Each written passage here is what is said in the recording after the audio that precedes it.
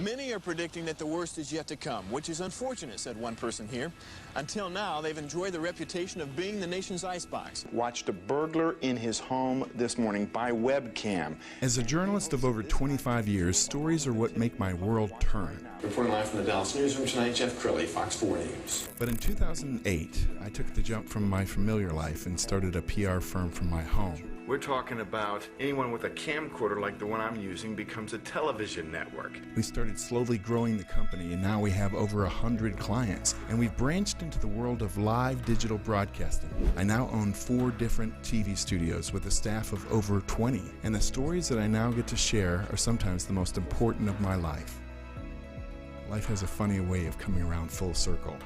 This is the Jeff Crilley Show. All right, welcome to another episode. This is a fascinating topic. Pete Havel is an author, speaker. He is the writer of a great book called The Arsonist in the Office. Welcome to the show. Thanks for having me. It's such a provocative title. Okay, what is an arsonist in the office? The arsonist in the office, and I think as I describe it, everybody's going to be saying, I know one of those.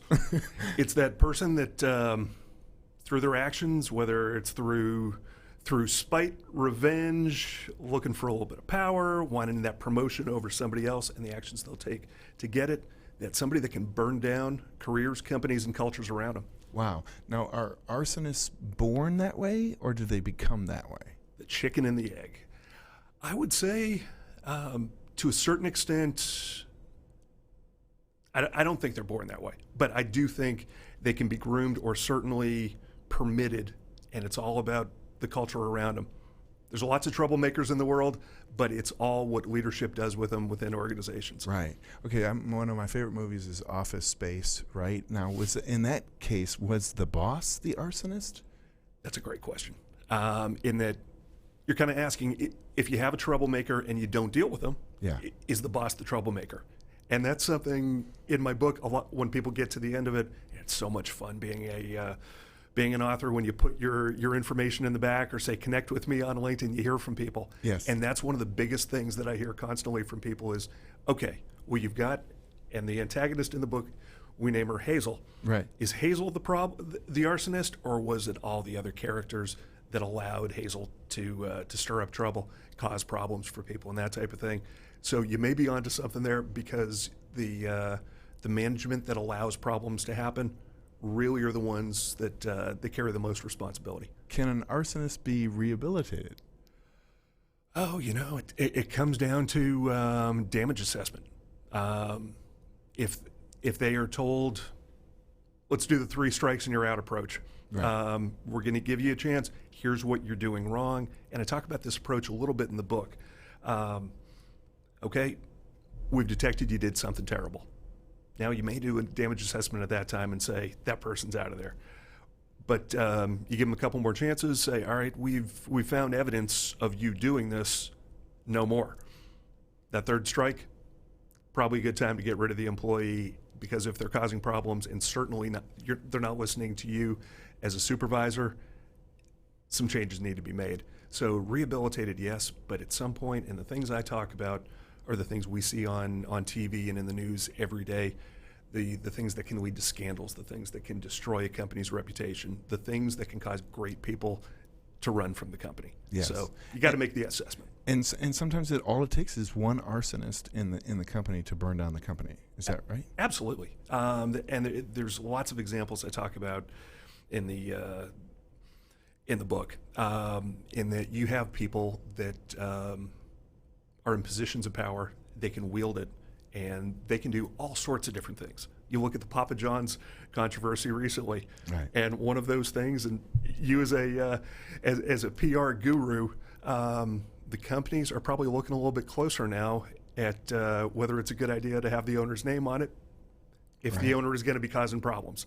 And you've seen now where that company, Papa John's, has gone through a second round of bringing in another toxic CEO. So and they've gotten rid of that person. So depending upon where that position is, and the more powerful they are, the more people need to pay attention to them. We've got some video of you speaking, and I know you're really busy as a speaker. What are some of the audiences that you like to speak to? I speak a lot to chambers of commerce. Spent a lot of time in the corporate world as a lobbyist and as a leader of nonprofits. So I do speak to chambers. I'm speaking to trade groups and professional groups, police chief associations and fire chief associations, people that are very concerned about what happens if that one problem becomes a widespread problem.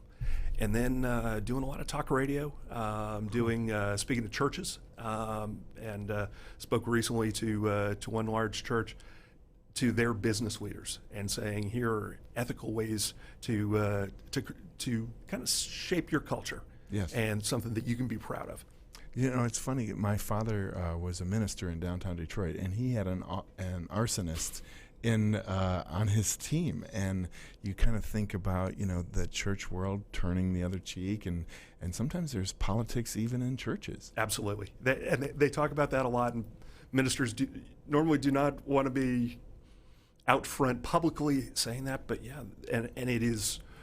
Here's that dynamic, and chambers of commerce have this, and trade associations and other groups where you have volunteer leadership. Mm-hmm. Well, you can't fire a volunteer in theory, and that you can't take away their paycheck. You need other people to, as the minister might say, have God create other plans for them. Yes, yes. Well, so I know, like, if you have a car salesman, and he's a hotshot car salesman, and he's great on his own, but then you make the mistake of promoting him to the boss. He may be great at selling cars, but he might not be good at running a team. That's right, and that running the team part may mean running them out the door. Yes, that's one of the biggest challenges we see, in that companies only look at that number. Wow, that guy or gal is bringing in X number of hundreds of thousands of dollars, and I don't want to lose that. Okay, but how about the 3 people that are shopping their resumes right now to get out of the company because they don't want to deal with this person, or they see the frustration that you've created a set of rules for that toxic employee, the toxic rainmaker, but on the other side, everybody else is operating under a different set of rules. Really, you've hit on something that is one of the biggest issues out there in the culture, and I draw a lot of attention to that in the book. You create 2 sets of rules within the company, and you've started poking holes in your culture, and everybody notices, because hypocrisy is probably one of the things that people see before anything else. If you're not who you say you are, if you're not following the rules or expecting people to follow the rules that you say need to be set, you've got a lot of problems coming. All right, one final question. Can you tell an arsonist from the job interview? Could you figure out, is it like a DISC assessment test or something where you could figure out whether their personality fits the culture, or is it hard to detect? You're never going to bat 1,000. Yeah. But there are ways to ask some questions. One of them, and here's a few different quick things in the process. The CEO, Walt Bettinger's his name, CEO of Charles Schwab, mm-hmm. did a great little thing with some of his senior executives, and he can't do this anymore because he told the New York Times and it got out. But he would invite people to breakfast and say to the waiter or waitress, before they got the interviewee got there, hey, mess up this guy's omelet.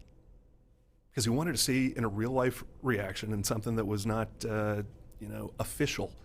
I want to see how this person reacts to real people, a real situation, and if that person was a jerk to the wait staff and wasn't constructively dealing with it, he saw and he took notice. Wow. And another example might be certainly with the administrative staff in the same way. Through the process, companies can find out just a glimpse of the person. Then the other things are references. An applicant gives you 3 references, and that's all the research you're gonna do. There's a lot of companies that are operating that way now, and it's foolish because you may have an arsonist's 3 best friends as yes. As the references, and that's a terrible idea. Do more research if you want to find out who somebody is, and then you may get the sense at times, is this person an egomaniac? Yes. When you ask, tell me about a problem at work before and how you solved it, and all the blame goes to other people, and the rescue and hero part goes to them, you may have just gotten a little bit of a sign. There you go. We're going to put your book cover up.